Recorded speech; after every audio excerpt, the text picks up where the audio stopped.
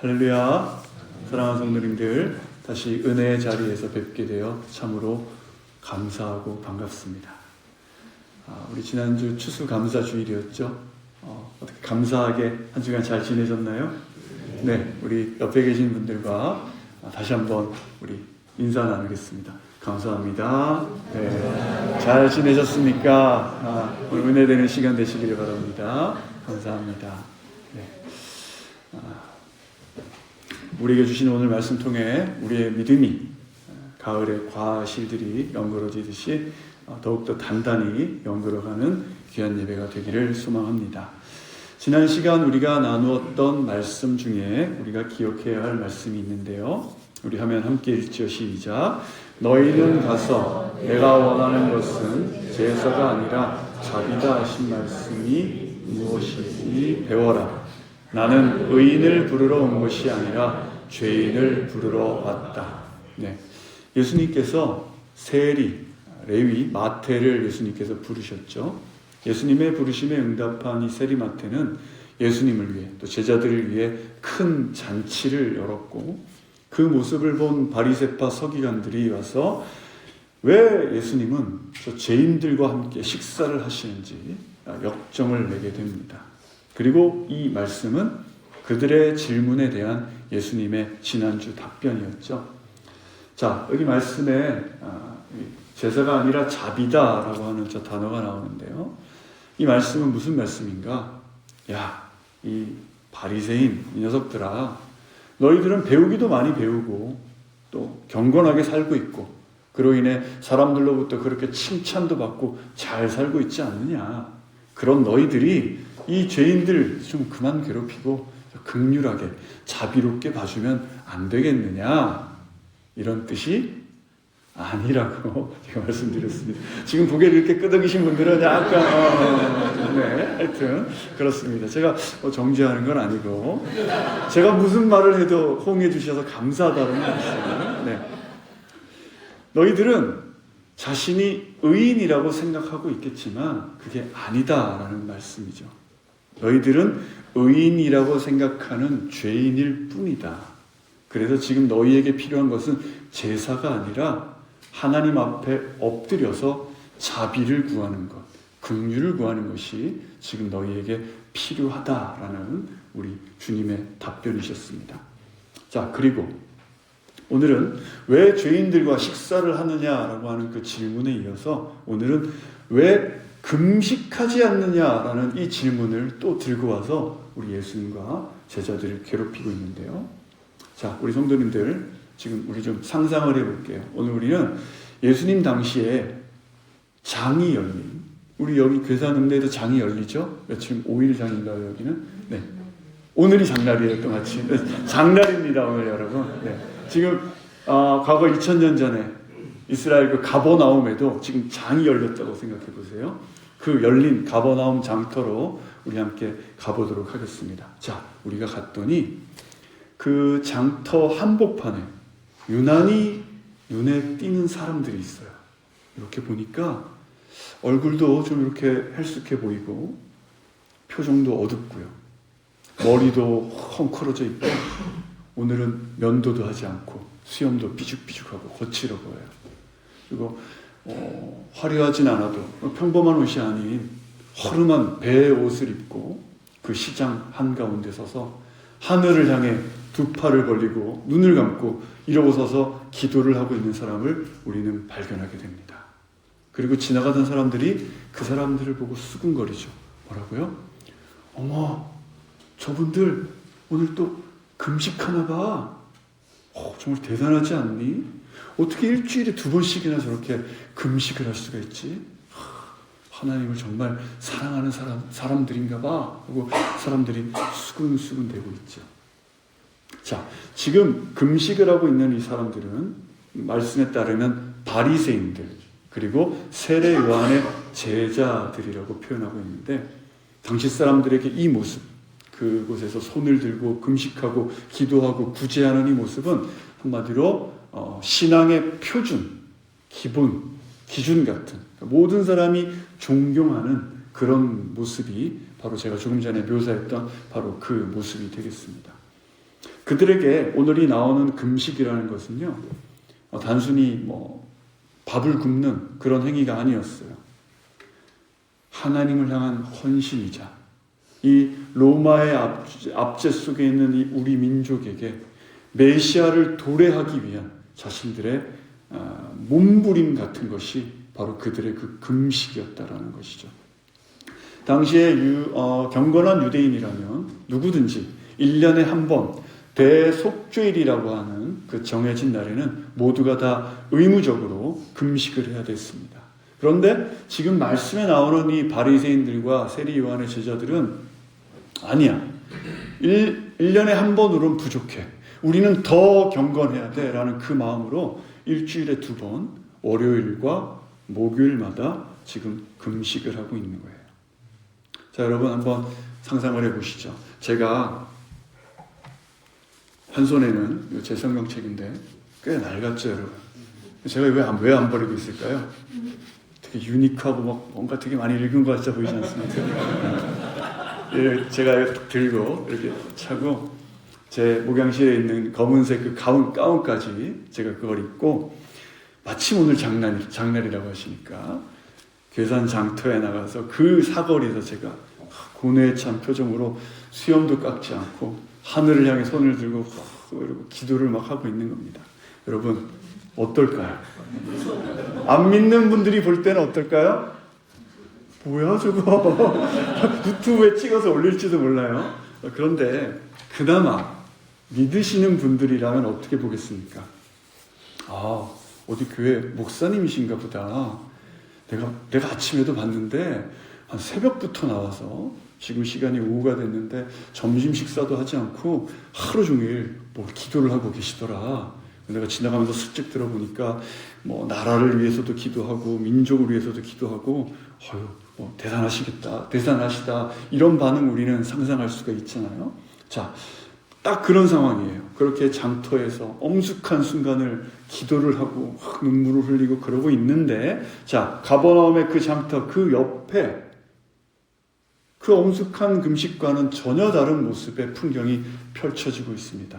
어떤 모습인가? 예수님이 제자들과 함께 식탁에 둘러앉아서 웃고 떠들고 잔을 부딪히면서 맛있는 음식을 확 드시고 있는 그 모습이 연출되고 있다는 것이죠. 그리고 그곳에는 예수님과 제자들 외에 당시에 로마의 앞잡이라고 평가받던 그 세리들, 그리고 몸을 파는 창녀들, 또 죄인이라고 규정돼서 공동체로부터 버림받았던 그 모든 사람들이 한자리에 앉아서 너무나 즐겁게 예수님과 제자들과 함께 음식을 나누고 있었다라는 것입니다.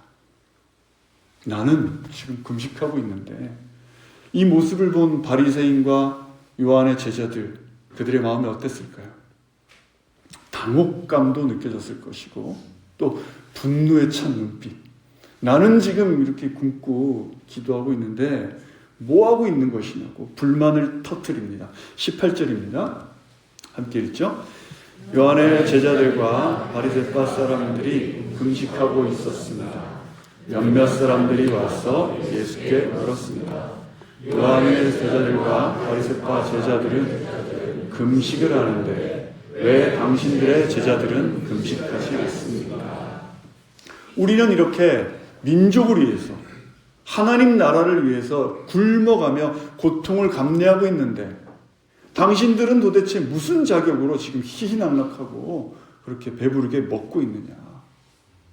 우리는 거룩한 자들이고 그 거룩을 지키기 위해서 죄와 죄인들로부터 분리되어 살아가는데 당신 예수라고 하는 당신은 왜 저들을 끌어안고 잔치를 벌이고 있는 겁니까? 라고 지금 말하고 있는 것입니다. 여기 등장하는 바리새인들이라고 나오죠. 그 바리새라는 뜻은 분리되었다, 구별되었다라는 뜻이에요. 분리된, 구별된 사람들, 그러니까 율법을 철저히 지키면서 죄와 죄인들로부터 자신들을 철저하게 분리시키는 그런 삶을 살아갔던 사람들이 오늘 예수님께 질문한 이 사람들이에요. 왜 그렇게 살았는가? 내가 이렇게 율법을 철저히 지키고 살아가면 나의 그 의로움 때문에, 메시아가 이곳에 오셔서 우리를 로마의 압제로부터 해방시켜 주시고 하나님 나라를 이루실 것이다라는 그런 믿음이 그들에게 있었던 것이죠. 그래서 그들은 내가 율법을 철저히 지키기 때문에 율법을 지키지 못하는 사람들, 그 사람들은 다 죄인이라고 낙인을 찍어버리고 그 죄인들을 자신들의 공동체에서 배제시켜버렸습니다. 걸러버린 것이죠. 그래서 이런 그들에게 오늘 이 말씀에 나오는 금식이라는 것은 자신의 그 경건을 증명할 수 있는 확실한 수단이었던 것입니다. 율법이 정한 1년에 한 번을 넘어서 일주일에 2번, 월요일과 목요일. 자, 그런데 앞에 힌트가 나오긴 나왔는데 여러분 왜 하필 월요일과 목요일이었을까요? 오늘이 계산 무슨 날이라고요? 네, 장날이었습니다. 월요일과 목요일 장날로 추정되던 그날에 이들은 금식을 했던 거예요. 사람들이 많이 모이는 곳에 나가서 초췌한 모습으로 나 지금 금식 중이요. 나는 민족을 위해 하나님을 위해 이렇게 기도하고 있습니다. 나 거룩하지 않습니까? 온몸으로 사람들의 인정과 칭찬을 갈구하는 연극을 하고 있었던 것입니다. 금식도 아니었어요. 기도도 아니었어요. 연극을 하고 있었던 것이죠. 또한 그들은 이렇게 기도했어요. 하나님, 저같이 거룩한 사람이 이렇게 금식하며 애통하고 있는데 왜 세상은 이런 죄인들로 가득합니까? 저 죄인들 때문에 하나님의 나라가 도래하지 않고 있는 것 아닙니까? 메시아가 오지 못하고 있는 것 아닙니까? 이 얼마나 슬픈 일입니까? 저 죄인들을 곤란해 주십시오. 버려 주십시오. 이런 기도를, 나만 의롭다라는 기도를 하고 있는 것이죠. 그러니까 이들의 금식은 하나님을 향한 사랑의 표현이 아니라 나는 저들과 다르다, 나를 증명하는 수단이었고 타인을 정죄하는 무기로서 금식을 쓰고 있었습니다.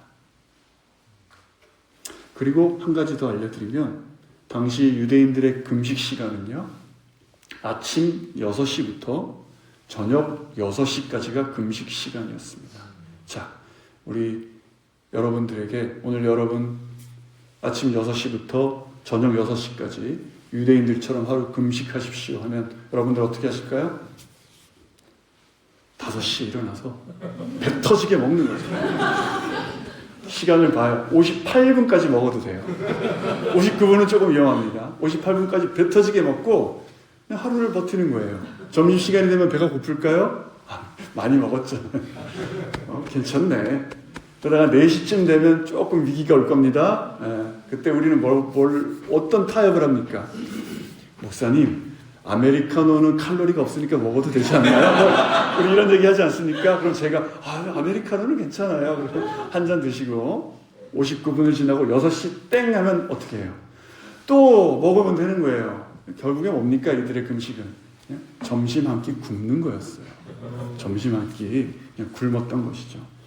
자, 그런데 오늘 말씀에 나오는 이 예수라는, 우리는 예수님이지만 그들이 보기에는 젊은, 그리고 사람들로부터 많은 인기를 얻고 있는 이 예수라고 하는 신생 랍비가 그들이 기껏 공들여 쌓아놓은 이 경건이라고 하는 이 틀, 금식, 구제, 기도라고 하는 이 경건의 틀을 어느 날 갑자기 나타나서 다 깨트려 버리시는 거예요.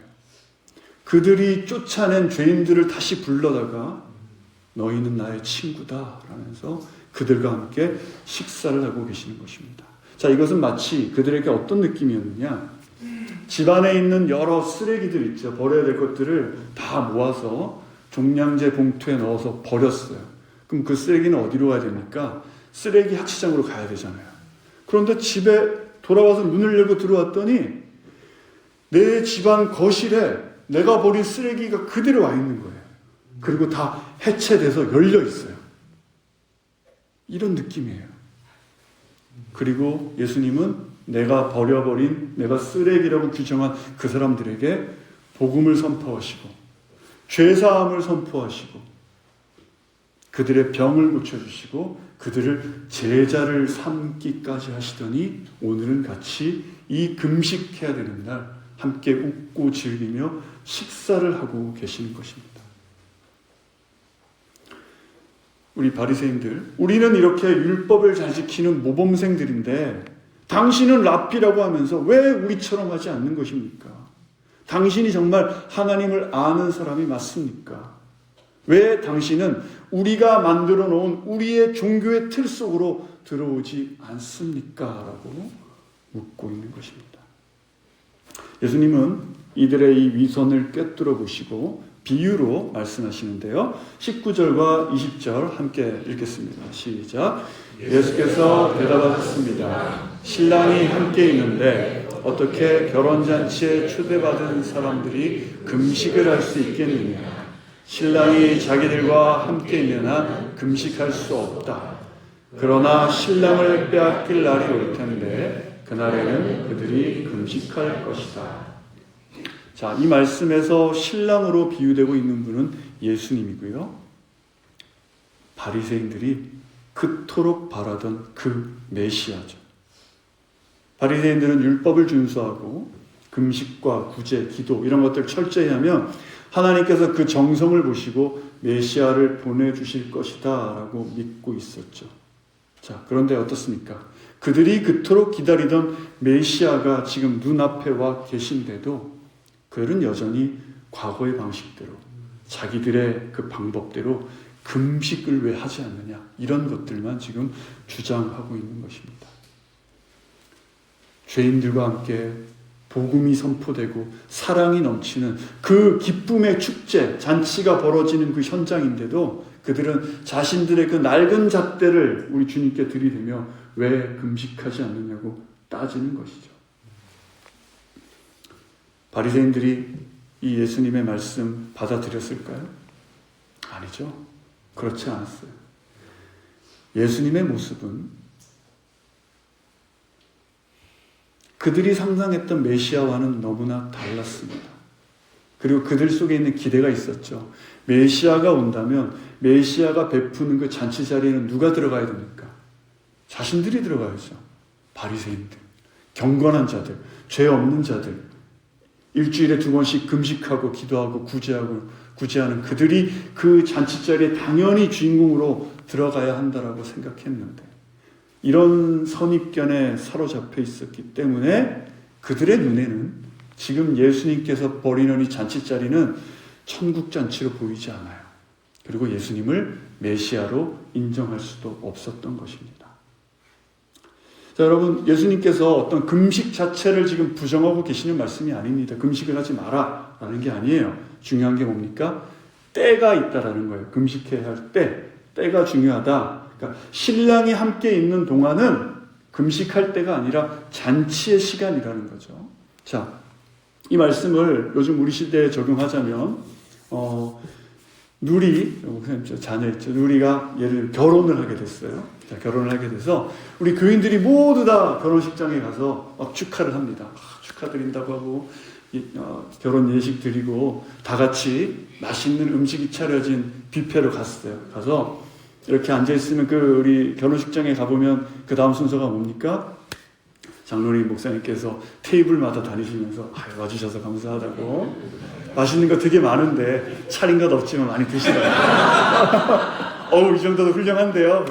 주로 그런 대화를 하면서 막 이렇게 흥겨운 시간을 가지고 있을 때 제가 갑자기 손을 들고, 아닙니다, 저는 금식하겠습니다. 오늘 이 결혼식이 끝까지 아무런 사고 없이 잘 진행될 수 있도록, 그리고 이 신혼부부가 주님 안에서 행복한 가정을 이룰 수 있도록 저는 식사하지 않고 저 혼자 경건하게 금식하고 있겠습니다. 생각만 해도 얄미웠죠. 한 대 때려주고 싶은데 지금 바리새인들이 예수님 앞에서 이러고 있다는 거예요. 예수님은 예수님의 이 진리를 설명하기 위해서 2가지 비유를 더 말씀하시는데 21절과 22절입니다. 시작. 낡은 옷에 새 1000조각을 내고 깁는 사람은 없다. 그렇게 하면 새 1000조각이 낡은 옷을 잡아당겨 더 찢어지게 된다. 또한 새 포도주를 낡은 가죽 부대에 담는 사람도 없다. 그렇게 하면 포도주가 부대를 터뜨려 포도주와 부대 모두를 버리게 되기 때문이다. 새 포도주는 새 부대에 감아야 하는 법이다. 네. 낡은 옷에 구멍이 난 부분에 새로운 그 빳빳한 천을 내서 꿰매고 그 후에 옷을 세탁하면 이 새로 된 천이 줄어들면서 그 주위가 더 찢어지게 된다. 이런 이제 말씀이고요. 또 한 가지는 제가 군에서 군종병을 했어요. 군종병 뭔지 아시죠? 널널하게 군에 다들 훈련할 때 성경책 들고 커피 믹스 들고 힘내세요 이러면서 그런 애들이 있어요. 군종병을 제가 했는데 군종 사무실에서 제 후임하고 둘이서 이렇게 사무를 보고 있는데 사무실의 옆 문 안쪽은 군종 장교 목사님이 계시는 방이 있습니다. 그래서 이렇게 사무를 보고 있는데 갑자기 방 안쪽에서 뭔가 턱 하는 이런 큰 소리가 났어요. 깜짝 놀랐죠. 무슨 소리야? 막 그러고 있고 옆에 뭐 들었니? 저도 들은 것 같습니다. 김명경님 그러고 있었는데 그 목사님 방 문 밑으로 정말 검붉은 피 같은 것이 쭉 이렇게 흘러나오는 거예요. 여러분과 저는 좀 다르겠지만 지금 여기 발밑으로 뭐 이렇게 바퀴벌레라든가 쥐라든가 지나가면 제가 어떻게 반응할 것 같으세요? 다 막 올라가고 난리가 날 것 같은데 제가 그때 그랬어요. 깜짝 놀라서 그 책상 위로 올라가고 막 소리를 지르고 했거든요. 누가 봐도 그게 그거 같지 않습니까, 여러분? 어떤 생각이 들까요? 목사님이 안에서 넘어지시면서 어디에 부딪히시고 뭐 이렇게 큰 사고가 났나 보다. 우리 지금 현실은 무슨 일이 있을 때 119에 전화하면 되지만 군에서는 그 모든 일을 처리하는 과정이 매끄럽지 않으면 어떻게 됩니까? 영창이라는 것이 있거든요. 뭐 책임을 지게 돼 있어요. 네. 그래서 급한 마음에 문을 열었더니 다행히 목사님은 계시지 않고 목사님의 그 가운이 들어있는 그 군용 세로로 된 길쭉한 캐비넷 안에 그 캐비넷 안에서 뭔가 검붉은 피 같은 게 막 흘러나오고 있는 겁니다. 이게 도대체 더 이상하잖아요. 왜 캐비넷 안에서 그런 게 흘러나오냐.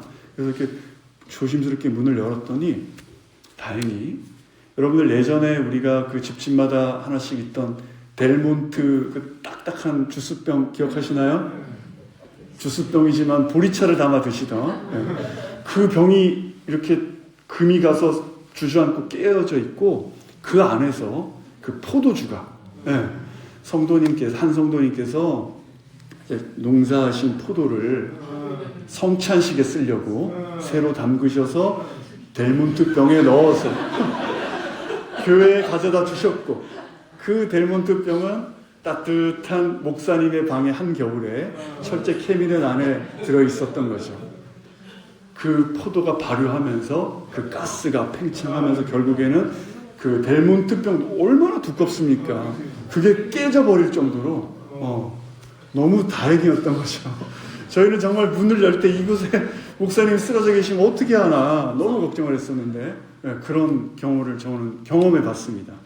마찬가지예요. 오늘 말씀은 가죽 부대라는 것은 당시에 뭐 염소, 뭐 양 이런 걸로 만들었는데 그 가죽으로 만든 주머니가 오래 쓰면 쓸수록 딱딱해지고 유분도 빠지고 수분도 빠지고 해서 그렇다라는 것이죠. 그런 신축성 없는 가죽 부대에 아까 말씀드린 새 포도주를 넣게 되면 포도주가 발효되면서 가스가 나오고 결국에는 그 가죽 부대가 터져버리게 된다라는 그 말씀입니다.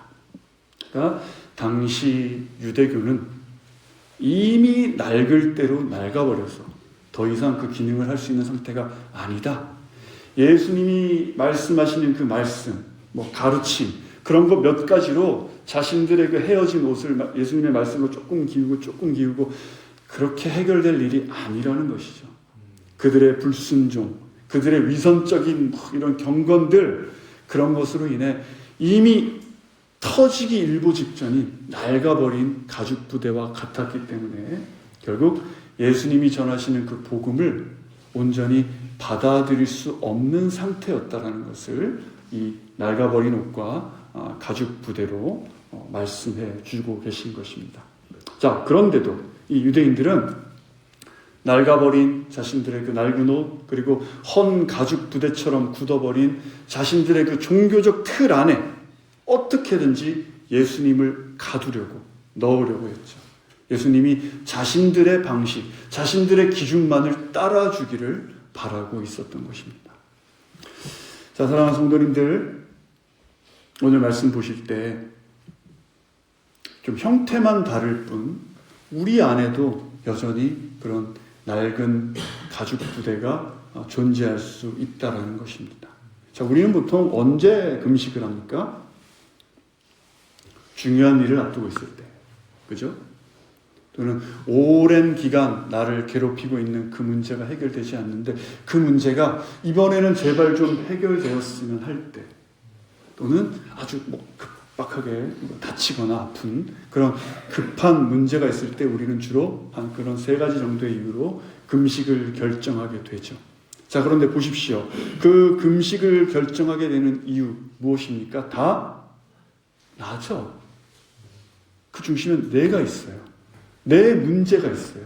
우리는 나 때문에, 내 문제 때문에 우리는 금식을 결심하게 되는데, 오늘 이 금식에 대해 말씀하신 우리 예수님의 말씀 다시 한번 보겠습니다. 19절과 20절 시작.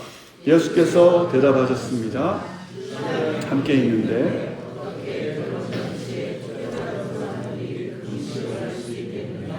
신랑이 자기들과 함께 있는 한 금식할 수 없다. 그러나 신랑을 빼앗길 날이 올 텐데 그날에는 그들이 금식할 것이다. 예수님께서 말씀하시는 이 금식의 기준은 우리와 전혀 다릅니다.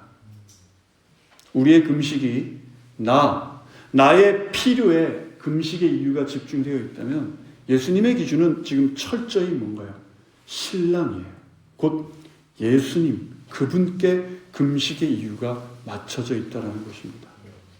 신랑이 함께 있을 때는 그와 더불어 기뻐해야지 슬퍼하며 금식할 때가 아니다. 반대로 신랑을 빼앗겼을 때야말로 비로소 금식해야 한다. 이 모든 말씀을 보십시오. 금식의 유일한 목적과 금식의 이유는 바로 예수님이다라는 거예요. 자, 무슨 말씀인가? 여러분에게 묻겠습니다. 지금 여러분의 속사람, 여러분의 이 내면과 여러분의 가정, 여러분의 일터, 여러분의 관계 속에 예수님이 계십니까? 예수님의 다스리심이 있으십니까? 만약 신랑 되신 예수님으로 인한 그 기쁨과 감사가 내 삶에 있다면 그것으로 충분하다는 거예요. 그것으로 충분히 우리는 기뻐하고 감사할 수 있다는 얘기입니다. 그런데도 왜 근심하고 걱정하면서 마치 원하는 것을 사주지 않으면 집에 가지 않겠다고 마트에서 들어놓고 밥 안 먹다고 떼쓰는 그런 어린아이처럼 하나님 앞에 금식을 이용하느냐라는 거예요. 때로는 막 스스로 어떤 비련의 주인공이 된 듯이 내 삶이 이렇게 힘듭니다. 이런 슬픔을 무기 삼아서 하나님께 원하는 것을 받아내려는 그런 수단으로 우리는 금식을 이용하고 있지 않은가. 반대로요. 여러분, 아무리 봐도 내 안에 예수님으로 인한 기쁨이 메말랐습니다. 말씀도 눈에 들어오지도 않고요. 말씀 읽을 생각도 없고, 설교 시간에 또 우리가 이렇게 말씀 선포하는 걸 들어도 들려지는 그 말씀에 순종할 생각도 별로 없어요.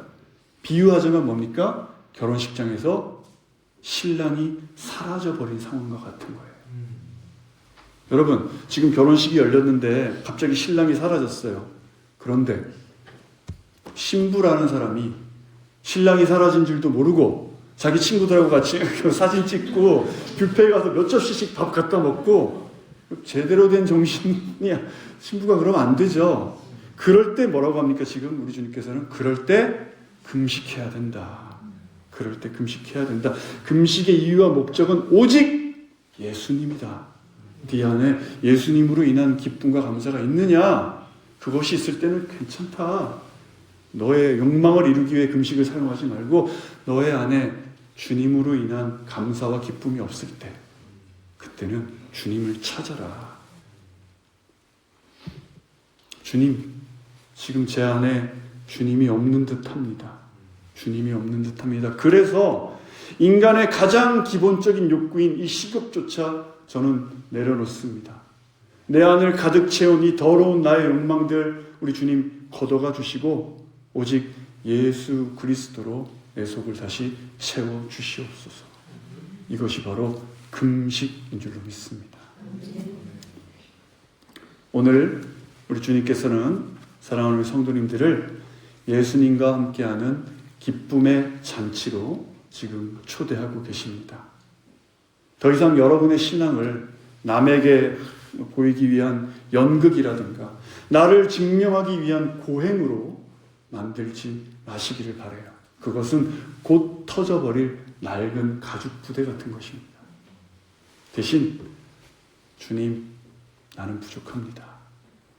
나는 죄인입니다. 그래서 내 노력으로는 안 됩니다.